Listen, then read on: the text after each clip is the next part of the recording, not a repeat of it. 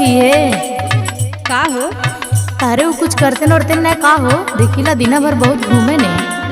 का बताई सखी उन तो घूमबे करे ने बाकी उनकर बात सुनबू ने तो बहुत लाख टका की बात रहा था वो सुना। अरे बतावा तनी हमहू के तो सुना बोले बालम बोलिया अरे बोले बालम बोलिया गजब मुस्काई रे बोले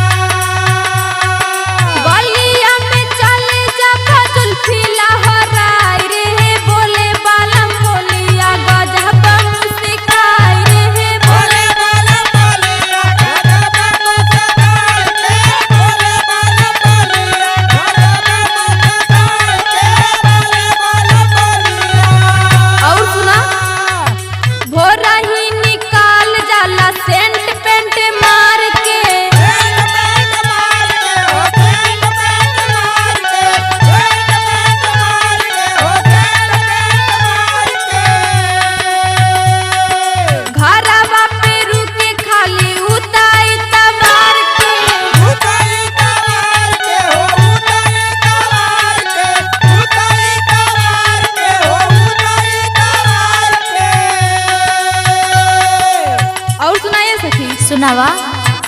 हरे घुमाला में नहीं ओकर मनऊ बिया रे बोले बालम बोलिया गजब मुस्काई रे बोले बालम बोलिया गजब मुस्काई रे बोले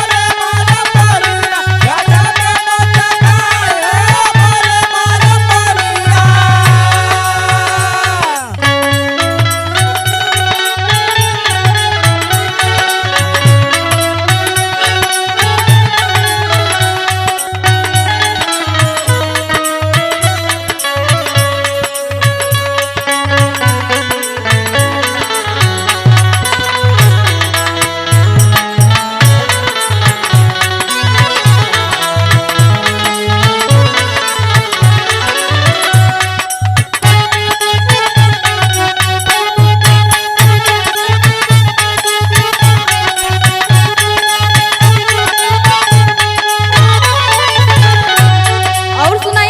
बतावा सुनते तो है।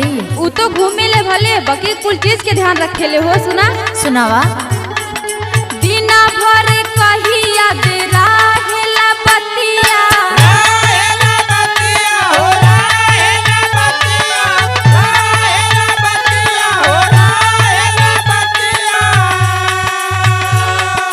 घरे आई जाला होके से पहले रतिया